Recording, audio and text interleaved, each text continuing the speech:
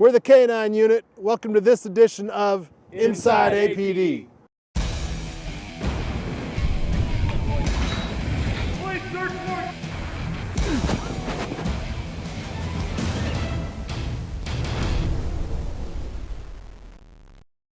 Welcome to This Week on Inside APD. I am Sergeant Christopher Cook, assigned as a supervisor over the media office. We are happy to announce that this is the 10th episode of our new weekly program that started in January. Let us know how we are doing. You can provide feedback by emailing us at pdooc@arlingtontx.gov or by going to one of our many social media platforms such as Facebook or Twitter. Send us your future story ideas. Tell us how we can improve. The purpose of this weekly show is to give you a behind-the-scenes look of the great police work going on within the Arlington community. Let's move right into the news this week. DWI Officer Stacy Brown visited students at Sam Houston High School and talked with them on the dangers of drinking and driving. Alcohol and drug use as they relate to fatality crashes are completely preventable. Officer Brown does a fantastic job at connecting with students as she hosts these speaking sessions throughout the Arlington Independent School District. Let's listen in for a minute and go to the field where Officer Gigi McDonald interviewed Officer Brown. I'm Officer Gigi McDonald in the media office. Here I have Officer Stacy Brown, our DWI unit. Stacy, tell us about this program that you put on for the students. Well, we started back in 2008, and we basically go to all 6 high schools in Arlington. We also go to two in Mansfield that are based in Arlington, plus UTA and our local colleges, and we educate the students about alcohol and drug use and how it impair your driving, and also educate them about the laws and the consequences if they break those laws. How long have you been doing this, and about how many students have you actually talked to over the years? Well, I started this in 2008, and I go to every health class in every school in Arlington, all 6 high schools, plus 2 in Mansfield, every fall, every spring. So I would not have a number on how many, but at some point, once they graduate, every student in Arlington has heard this presentation, and we've been doing it again since 2008. And have you had any feedback from the students? Yes, a lot of times right after the presentation, they'll actually come up and either hug me or shake my hand and tell me it made a difference. Sometimes I see them on the street and they remember me and they tell me, you know, oh, you're that officer that spoke at our school, and I'll always ask them, did it make a difference? And they always said, yes, it made a huge difference. What part of your presentation do you think actually hits home to them? The pictures at the end with the stories behind the lives lost, that always is the one that hits home the most. That's always the one the kids really talk to me a lot. And the drugs, when we go through drug use and different types of drugs, they have a lot of questions about that as well. Do the kids actually participate and ask questions?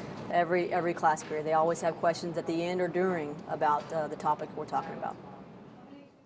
Also this week, newly appointed Police Chief Will Johnson attended the Forest Hills Homeowners Association meeting to speak with residents about our aviation unit.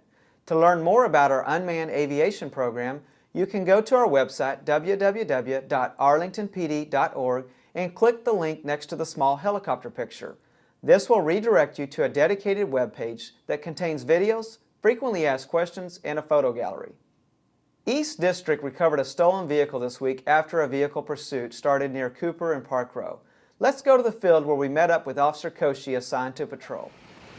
Well, I was on a directive patrol through Spanish Park Apartments, and when I noticed a Hispanic male subject walking quickly to a vehicle, I ran the vehicle through a computer check, came back with a possible stolen hit on the vehicle. So then I started trailing the vehicle throughout Spanish Park Apartments.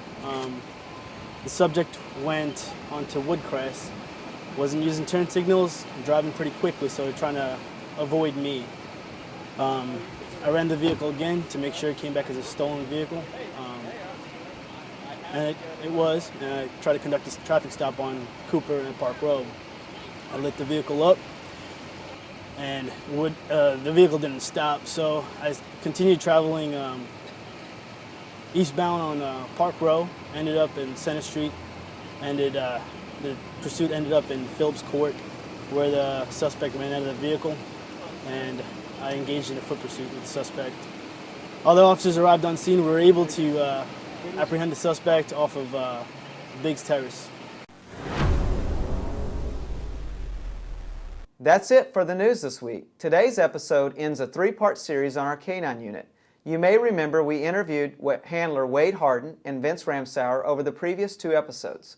Today's final part in the three-part series features Sergeant Brett McDonald interviewing handler Bobby Magurza. We are excited as we were able to incorporate some hero GoPro camera footage from Officer Magurza's K9 Finn. We hope you enjoy this final part in the series. Okay, joining me now is Officer Bobby Magurza. Bobby, can you introduce yourself and tell us a little bit about your dog? Sure. My name is Bobby Magurza. I've been a police officer for 20 years, and I've been a dog handler for 14. And my dog's name is Finn. I'm on my third dog right now, and Finn is a German Shepherd Malinois mix. Give us an idea on kind of your day-to-day activity when you're at work with Finn, kind of how you operate as a canine handler. Well, one of the cool things about my job is the freedom that we have to roam the entire city, and we get to go to every in-progress call.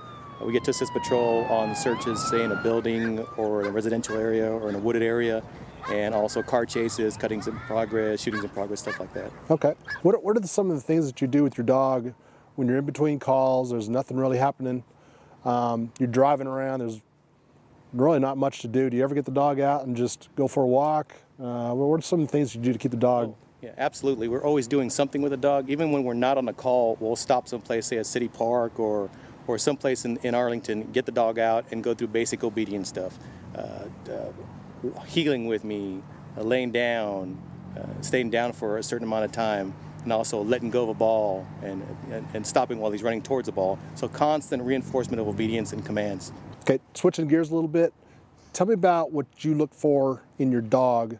Say if you're searching a heavily wooded area for a suspect, you got a search team in place. What are the things that you're watching your dog to give us an idea that are, when we're assisting you on a search, the things that you're looking for? What I look is for, sometimes there are minute changes in body posture. A head may raise up and turn in a certain direction, or something as extreme as the dog pulling at the end of the line, dragging me towards where a person is. But so subtle things, an ear's coming up, nose coming up, looking into the left or to the right will indicate to me, okay, he's on human odor. And whenever that happens, I communicate to my search team telling them, okay, look, we're on odor. Let's go ahead and follow through with this and see where it takes us. What the dog's looking for is a disturbance in the area. Like when you step on grass, you break the grass and some of the gases escape. So he's looking for something that's different in the area and follows those disturbances. And as he gets closer to where a bad guy is, then he switches to the scent in the air. And what we try to do is we try to put the dog downwind of where we think a bad guy is going to be and just go across the area and wait for the dog to turn into the wind and then lead us to the bad guy.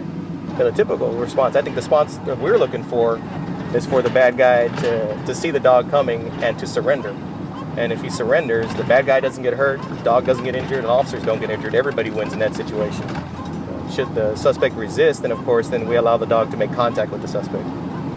But one of the primary things that we do is we listen to the radio and listen for hot calls that go out that could use our assistance, or like if a call could use just another body there. So we're listening for the hot calls that are going out.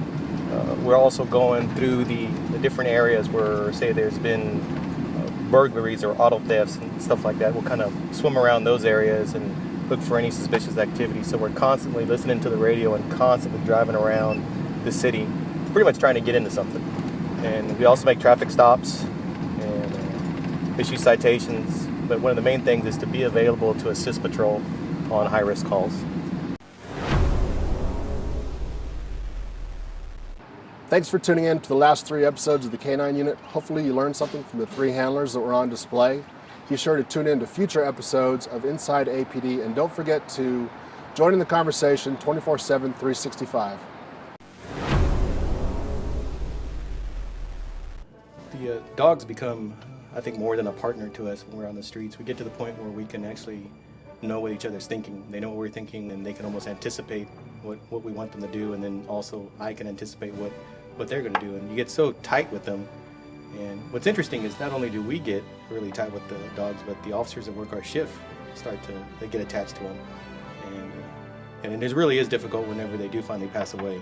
And both of my dogs, my retired dogs, have died. It's pretty rough. And when you're with someone, with a dog, 24 hours a day at home, and also when you're at work, you get so attached to them that they become like a part of the family.